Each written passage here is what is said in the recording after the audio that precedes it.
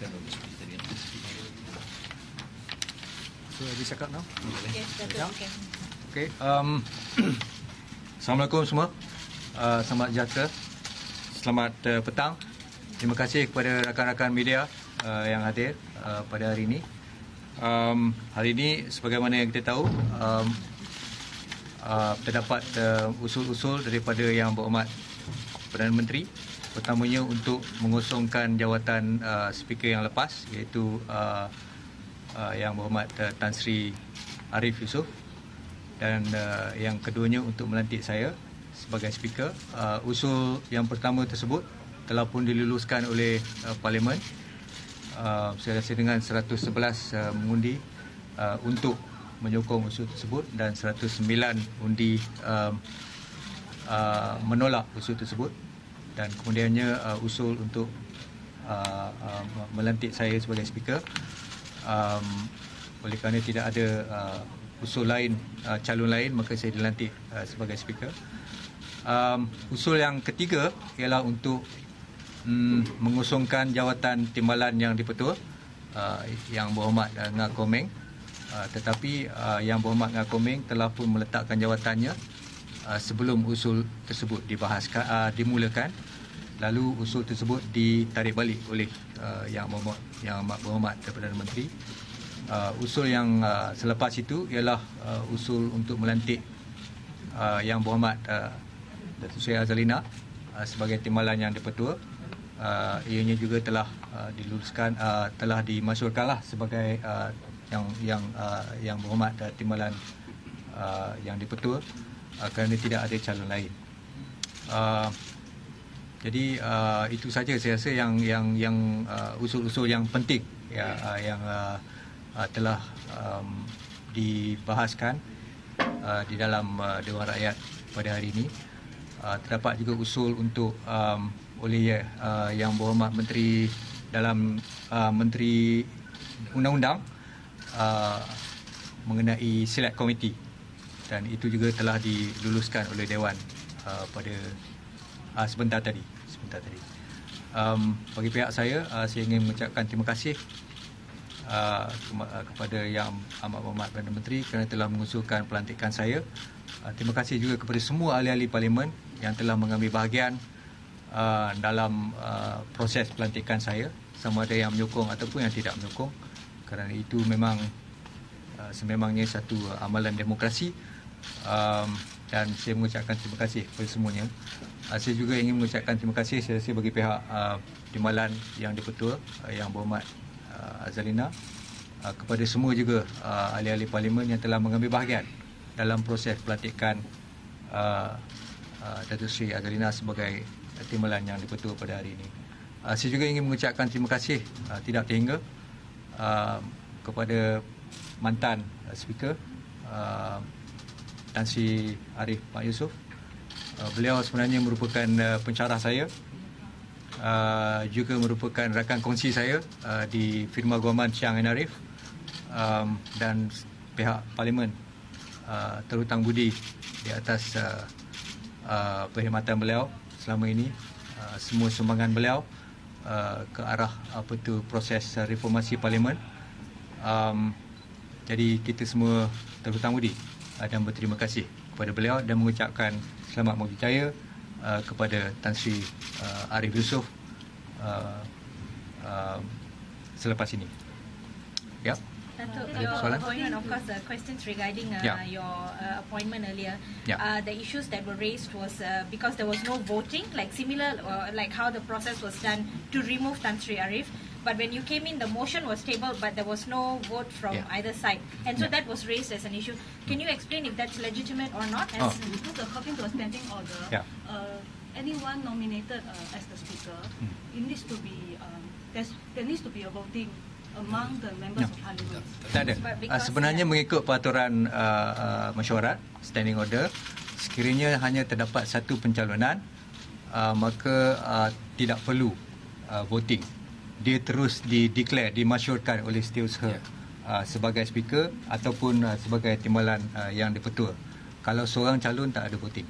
Tapi opposition mereka tak ada peluang untuk menamakan calon untuk speaker dan juga timbalan speaker. Mereka tidak mencalonkan. The 14-day notice, Dato', was that given to the opposition members because they are claiming that they did not get the... I think it has been reported. So that should be read as a notice. I see. Okay. Tapi saya tidak mahu apa tu orang kata I don't want to delve deeply into that because it is a parliamentary proceeding. Sebenarnya Tuan Timbalan Yang di-Pertua sebenarnya yang telah membuat ruling tersebut. Saya rasa tidak perlu lagi kita delve we don't. I don't think it is proper for us to delve it outside the parliament because ruling has been made in the parliament. Tetapi sebagai seorang peguam yang tahu serba sikit tentang undang-undang, saya boleh nyatakan secara peribadi bahawa kalau seseorang itu hanya seorang calon, tidak perlu voting. Datuk, pertama sebagai yang speaker ni, ada rasa menyesal tak masuk untuk macam dalam zoo je tadi tu? Menyesal? Ada rasa menyesal? No lah, bukan zoo. Itu bukan zoo lah. Itu Dewan Rakyat kita kan. So pengalaman yang baik. It's macam orang kata it's a baptism kan. So it is a good experience. We learn from that experience. So I would like to ask with regards to the alleged sexist remarks made in the parliament. I mean, of course, it's a challenge today. You had to witness it, but Dato' Sri Azalina had in the past opposed such remarks in parliament as well. And today you were faced with such a remark, and it's been quite a tradition in parliament where this kind of unparliamentary remarks are made. So could you take a stand on it? What do you have to say? I think we are all against sexist remark. We are all against sexist act. Of course, we do not condone any sexist act. But whether that remark was sexist or not is open to interpretation at that time. But things were a bit rowdy. In any event, I think the member of the parliament who did it quickly apologized and he withdrew the remark. So that was it, basically. But of course, in the future, I hope no sexist remark would be uttered again in the Dewan. Yeah. Your appointment was seen by some as controversial. How do you intend to convince the MPs, given that there were all kinds of criticism that is being usurped by the executive, the parliament today? Is it controversial? Well, who says so? On you being uttered all through. Yeah, but people say that when I was appointed as the Election Commission Chairman, it was also controversial. There wasn't any controversy. I have never acted controversially, and I do not intend to act controversially either here. It's as simple as that. It's a job, and we do it in accordance with the Federal Constitution, according with the law, and according with the standing orders, and I intend to uphold that. Do you think the no confidence motion that is in the order paper, is there a chance for it to see a light of day? Does the Speaker has the power to move it up? No, I do not have the power to move it up.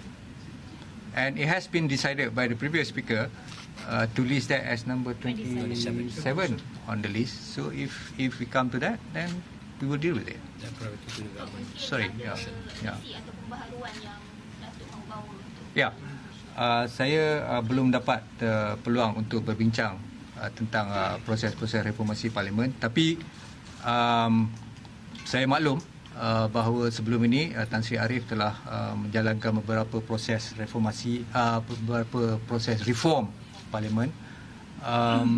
Of course, saya akan melihat semua proses reform itu, dan sekiranya boleh diteruskan, sekiranya ia baik, ia akan diteruskan. Sekiranya ia boleh diperbaiki lagi, kita akan perbaiki. Malah kita akan lihat lagi reform-reform yang belum diperkenalkan pun kalau ada. So reform insyaAllah will go on. Datuk, adakah Datuk diarahkan untuk menerima jawatan ini ataupun Datuk yang sendiri, bagaimana proses itu berlaku? Saya tak diarahkan, saya dijemput oleh pihak kerajaan untuk menjadi speaker, dan saya bersetuju untuk menjadi speaker. Why do you take this job? Why do I take this job? Well, I think it is an honor for me, for my family, to take this job. It is a challenge, and it is a way for me to serve the nation. And so I took this job. Datuk, sebab mungkin ada yang mempersoalkan Datuk mengundur diri sebagai pengerusi SPR ketika sesi pengundian awal Cini atau penamaan calon, saya tidak silap. Maksudnya waktu main event ketika PRK Cini berlangsung. Adakah wujud desakan atau bagaimana? Tak ada desakan langsung. Cuma apabila di pelawa tu, saya terpaksalah resign sebab kalau tidak saya disqualified. Lawan itu ketika PRK Cini ataupun sebelum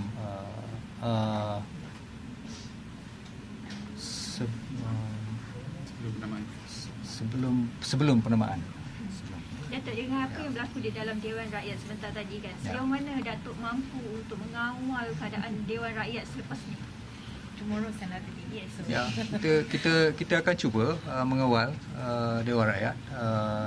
Itu tugas saya dan juga tugas-tugas timbalan-timbalan yang dipetua.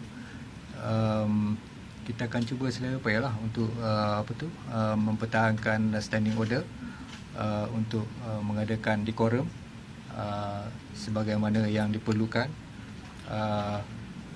untuk memperkasakan institusi parlimen. Ya, jadi itu sebenarnya tugas bersama, bukan tugas saya, bukan tugas timbalan-timbalan yang dipetua saja. Ya, tapi juga tugas-tugas member-member parlimen untuk berlaku demikian. Tetapi kalau mereka ingin teruskan sebegitu dan mahukan rakyat melihat perangai mereka sebegitu, maka saya akan cuba mengawal, ya, tetapi rakyat sajalah yang dapat mengadili mereka. Ya.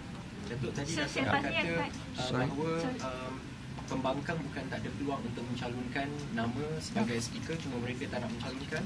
Adakah notis awal diberikan kepada mereka? Tidak perlu ada notis dalam peraturan dalam standing order.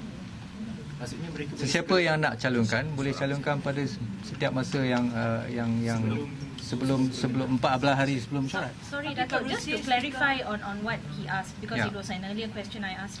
You said that it suffices that the fact that the matter is reported in the media, that should be treated as a notice, am I right? No, there is no requirement for notice. Sesiapa yang hendak cadangkan calon perlu beri notis kepada Setiausaha Parlimen. And that is within 14 days? Yes. Tapi dalam sekurang-kurangnya 14 hari. Ya? Tapi kerusi speaker belum dikosongkan. Tidak ada peruntukan yang mengatakan bahawa calon tidak boleh dibuat sebelum pengosongan. Ya. Datuk, sorry, could you mention which standing order is that? Could you mention which? 4-1. Peraturan 4. Okey. Maksudnya Datuk, apa pencalonan itu boleh dibuat meskipun tak ada notis awal? Maksudnya kita tak tahu. I think to be fair to the speaker, right? The former speaker has already made a statement that the process is legal and valid. The only issue here is that the opposition, with all due respect, is looking at it into a political perspective. So their argument is that they want another 14 days. I think basically what the government's interpretation, which is guided by AGC, is the fact that the government put in a new name within the 14 days notice. So the opposition or the previous government was aware. So so it was a public notice. So basically I think what the speaker is trying to explain that at any period they could have suggested or omitted a name, but they didn't. So we could also imply that they wanted Arif and Komeng to continue on their suggested names. But that's why I think the minister emphasized the word earlier in Dewan. He says you can't bite two sides of the cherry. It means he's trying to say that, look, on one hand you say that you want these people that you voted in to stay on as speaker and deputy speaker, and then on the other hand you are saying that, oh look, we want a 14 days notice. I think the government has already made a stand, and then the Dewan has already voted on it. I mean the speaker then, the previous speaker, being an expert in legal process, was a federal court judge, and he's already given a statement that the process was valid and according to law. Because the fact that the motion is in on the paper, that itself implies that everything is in order. Because if not, he would have rejected his perspective. The session abruptly came to an end today because of this impasse. Is that right? No. There was reply dalam peraturan mesyuarat sampai agenda nombor 6. Okay. I think let's refresh his first day. Okay. Soalan saya kepada Datuk Azalina, Yes. menjadi wanita pertama yang diangkat sebagai timbalan yang dipertua Dewan Ya. Saya ucap terima kasihlah pada pihak kerajaan, terutama sekali Yang Berhormat Ketua Majlis dan juga pada Presiden Parti saya Datuk Seri Zahid kerana bersetuju atas cadangan nama. Dan saya juga melihat ini sebagai satu pendekatan yang baik bagi negara Malaysia lah. Sebelum ini kita tahu bahawa pernah timbalan speaker di Dewan Negara, seorang wanita. We do have a woman deputy speaker for the upper house. Hari ini is for the lower house. Dan saya harap ini akan menjadi langkah permulaan kenapa satu bukan dua, dan kenapa timbalan speaker mungkin dalam masa-masa akan datang could even be speaker of both house will be a woman. Dan saya rasa kerajaan secara tidak langsung tidak menafikan on the issue of gender, but more on emphasizing on those that is qualified to represent the MPs depending on government that's governing for that day. Jadi saya ucapkan terima kasih lah sekali lagi. And sebagai kata Yang Berhormat Speaker, we hope, we know there's a lot of tension in Parliament, and we hope there'll be 25 days left for more tension.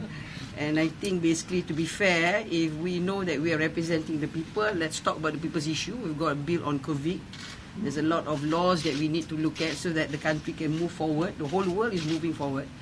And let's put all the MPs representing the constituency to talk about that. Let's carry on another day tomorrow, so that the speaker can carry on with his job and continue to have a parliamentary democracy. Okay? I think that's it. Alright, thank you. Go back. Thank you. Saya nak cakap sikit. Dalam tempoh apabila usul speaker dikosongkan, siapa jadi interim speaker? Dalam tempoh pukul 1 sampai pukul 2.30 saya interim. Sehinggalah dilantik speaker. Jadi ini satu sejarah, dan we look forward lah.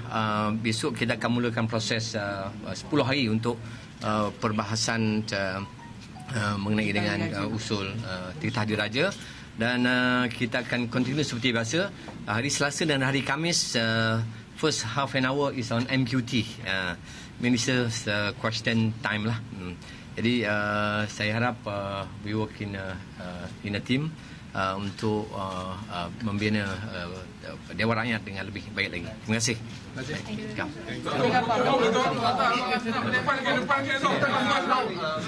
kasih.